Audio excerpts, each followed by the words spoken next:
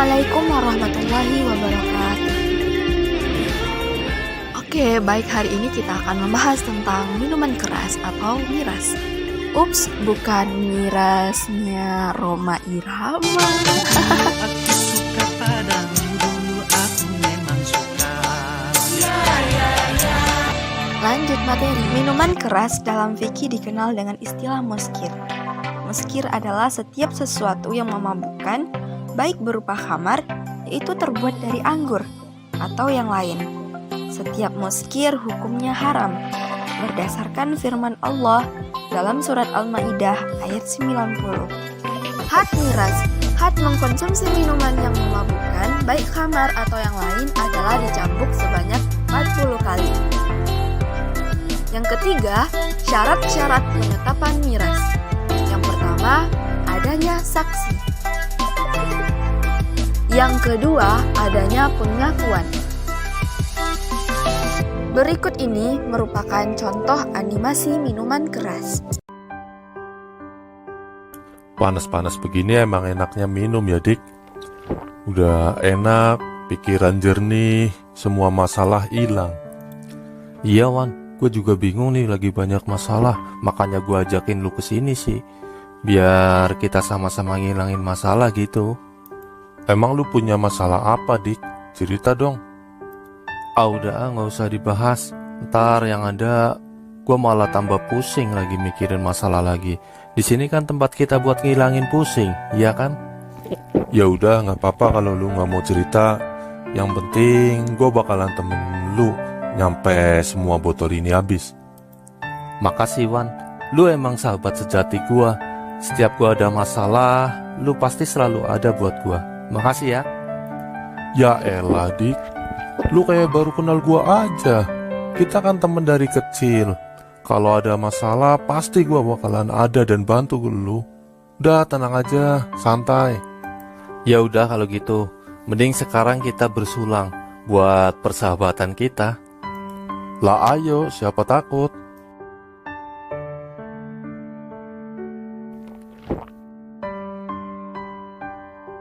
Enak gak, Dik? Ini merek baru. Gua aja belinya sampai ke kota buat nyari ini barang. Enak sih, tapi kepala gua kok pusing ya. Perut gua mual-mual juga. Aduh, gua kenapa ya? Lu habis kebanyakan kali sih, Dik. Lu kenapa, Dik? Kok jatuh, Dik? Dik! Dik! Dik! Gua ada di mana ini? Kok semuanya warnanya merah begini? Panas lagi. Lu di mana, Wan? Wan? Pasti gua lagi mimpi ini. Lu di mana sih, Wan? Tolongin gua, Wan. Tangan siapa itu keluar dari tanah?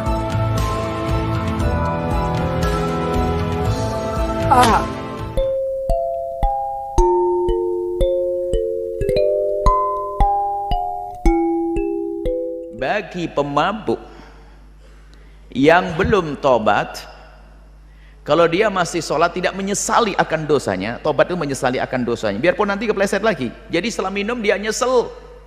Kalau dia belum ada penyesalan, maka la tuqbal sholatu, nggak ada pahalanya sholatnya. Cuman dia tidak punya dosa sholat. Jangan sampai sudah mabuk gara-gara baca hadis tersebut, wah nggak terima sholat, mending nggak sholat. Double dosamu, dosa minuman keras, dosa tidak sholat.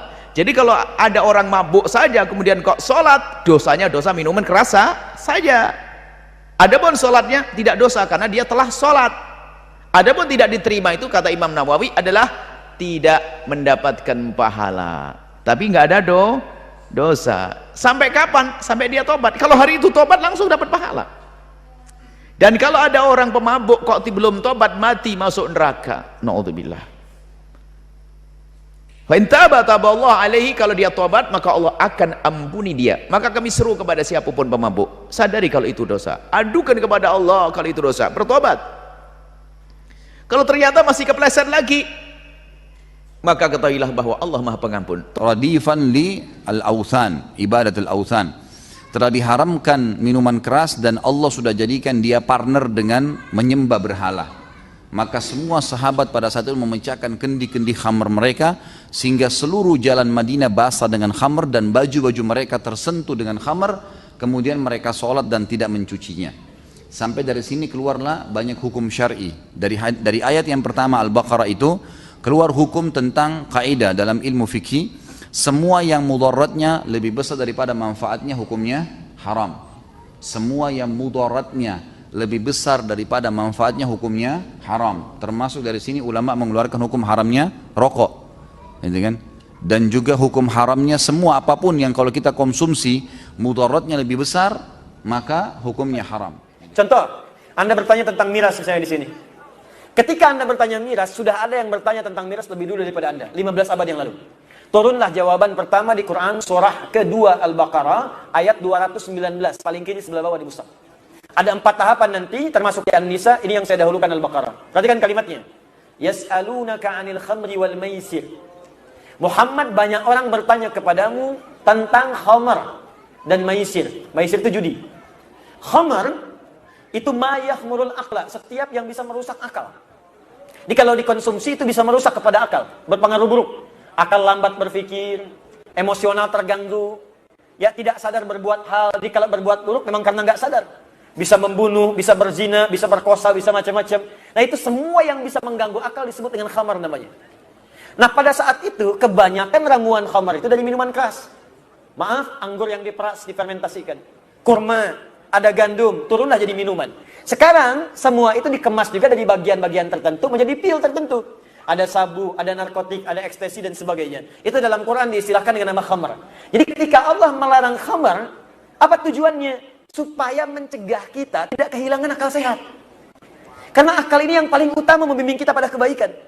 Kalau akal tidak berfungsi, maka turun derajat kita dari manusia menjadi hewan. Maaf teman-teman sekalian, kenapa ayam itu berani buang kotoran sembarangan? Karena nggak punya akal. Di sini ada kuda nggak? Ada kuda. Kenapa kuda bisa jalan-jalan di Busan, tak malu nggak berpakaian? Karena nggak ada akal. Kenapa monyet betina misalnya, senang aja tampil tanpa busana? Karena nggak ada akal. Kenapa kambing, bahkan saat Idul Adha, sedang azan berkumandang, Allahu Akbar, senang aja berhubungan? Karena nggak ada akal. Kalau akal sudah hilang, maka perbuatan buruk tidak ada kontrol untuk mengerjakannya. Karena itu setiap yang mengganggu akal oleh Al-Quran kemudian diminta untuk ditinggalkan dalam kehidupan. Itulah sebabnya dalam Islam kenapa Anda dilarang minum minuman keras. Itu salah satunya. Sebab kalau sudah minum, kontrol hilang. Tiba-tiba suara meracau, kata-kata jadi kotor, tindakan gak terkontrol, anarkis itu muncul. Ada yang kemudian bahkan nekat melakukan perbuatan buruk, yang mencuri, yang berzina, yang membunuh dan sebagainya. Karena sebab yang buruk ini kemudian miras diharamkan. Yang pertama kali minta kepada Nabi supaya Allah menurunkan larangan mirasantika, ingat, bukan Bang Haji Omar. Yang pertama minta namanya sahabat Umar bin Khattab. Umar ini jenius orangnya, sebelum masuk Islam beliau itu biasa mabuk sehari 5 kali. Umar. Tapi Umar sendiri setelah masuk Islam yang minta pada Nabi, ya Rasulullah, kenapa Allah tidak turunkan ayat yang melarang mirasantika, melarang khamr? Maka ketika turun ada tahapan, di antara tahapannya kata Allah, banyak orang bertanya padamu tentang hukum khamar. Qul fihima ismun kabir wa manafi'u linnas. Katakan Muhammad, memang di balik khamar itu ada yang merasakan manfaat cuma sedikit. Mungkin merasakan manfaat cuma sedikit, ada yang bisa untuk menghangatkan, cuma sedikit, tapi dampak buruknya lebih banyak. Jadi kalau Anda bisa mengemas teknologi untuk menghangatkan badan, tidak harus menggunakan itu, kenapa harus gunakan itu? Ada yang merasakan tenang dengan minum, hanya sedikit, dia tidak sadar dalam tenangnya bisa mengungkap rahasia yang tidak harus diungkap. Dia tidak sadar dalam perasaan tenangnya bisa meracau kata-kata yang kasar. Dan dia tidak sadar dalam tenangnya bisa berbuat kriminalitas yang lebih besar. Karena itu wa itsmuhuma akbaru min naf'ihima. Potensi buruknya, dosanya lebih banyak dibandingkan dengan baiknya. Karena itulah turunlah kemudian sebagai pamungkas Quran surah kelima Al-Maidah ayat 90 sampai 91. Paling kanan sebelah atas di mushaf. Innamal khamru wal maisiru wal azlamu dan seterusnya. Perhatikan ujung ayatnya. Rijsun min amali syaitani fajtanibu. Itu amalan buruk, provokasi dari setan, maka jauhi itu semua. Jadi tidak ada bedanya teman-teman antara miras dengan daging babi, sama-sama haramnya. Jelas ya? Ya. Jadi kalau kita ingin hijrah berubah, jauhi itu. Jadi kalau ada yang lain kenapa harus miras? Kalau ada ayam kenapa mesti babi? Jelas ya? Itu ujian keimanan. Ujian keimanan. Innamal khamru khamar, mal wal maisir judi, wal ansab menyembelih binatang untuk berhala, wal azlam mengundi nasib, rijsun najis, min amali syaitan perbuatan syaitan, fajtanibu jauh. Mana haitukum anhu fajtanibu, apa saja yang kularang jauhi. Jangan kau coba-coba, jangan kau ingin mengetes-ngetes. Pokoknya sudah kularang. Ustaz Somad, ini kan bukan untuk mabuk, ini untuk mengangkatkan badan aja. Kan badan. Saya insya Allah kalau cuma seteguk dua teguk tak mabuk, Ustaz. Dari mana kau tahu kalau seteguk dua teguk tak mabuk? Maka Nabi sudah memberikan takaran. Ma askara kathiruhu faqaliluhu haram. Kalau banyaknya memabukkan, maka sedikitnya pun haram. Ini banyak orang mau ambil celah, sedikit aja. Ini haram nih kata Ustaz Somad. Ngalah, Ustaz itu kan tak tahu, belum pernah dia nyoba. Ini untuk ngangkat-ngangkatkan badan musim dingin aja. Ini kan hujan nih sekarang. Gak apa-apa. Begitu diminum satu teguk, mabuk 3 hari. Baru dia tahu. Nah, jadi ikutilah. Banyak orang sekarang merasa pintar, lebih pintar daripada Allah Subhanahu wa ta'ala. Saya Pak Ustaz, masalah sholat saya ikut, masalah puasa saya ikut, masalah hari raya apalagi. Tapi kalau masalah berdua-dua dengan perempuan ini, ada larangan katanya la yaqluwanna rajulun wa imra'atin illa ma'azi mahramin. Jangan berdua-duaan dengan perempuan yang tak mahram. Kami kan enggak ada buat apa-apa. Ustaz aja yang suuzon. Kami udah seperti teman kok. Dari kecil kami udah main-main sama-sama. TTM, teman tapi mesra. Oleh sebab itu maka kalau sudah dilarang, ikut sajalah. Jangan berdua-duaan. Kalau ada yang berdua-duaan, maka yang ketiganya itu adalah setan. Disuruhnya maknya masuk. Mak, masuk ke dalam. Ini aku dan pacarku, mak kalau bertiga setan nih. Padahal maksudnya jangan kau berdua-duaan. Kalau kau berduaan akan datang setan menggoda. Berzinalah kalian, berzinalah kalian, berzinalah kalian, berzinalah kalian. Pokoknya saya sudah dilarang Allah Subhanahu wa taala, jangan sok tahu, jangan sok hebat, jangan sok mantap, jangan sok paten. Mana haitukum anhu, apa yang kularang, fajtanibu. Diambil dari kata ijtanibu, jauhi, jauhi, jauhi, jauhi. Apapun dia jauhi. Baik masalah dosa zahir maupun dosa batin, bukan batil. Batin. Dosa zahir mana? Khamar, dosa zahir. Sabu-sabu, dosa zahir. Mix-mix, dosa zahir. Karsbek, dosa zahir. Putau, dosa zahir. Kopi, dosa zahir. Apa loh kopi dosa zahir? Campur sama spiritus. Nah, itu dosa zahir. WTS, dosa zahir. PSK, dosa zahir.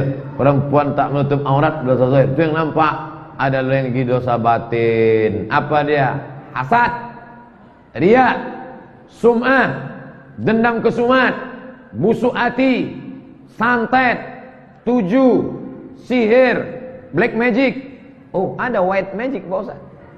Pokoknya asal magic black semuanya. Tak ada magic syariah.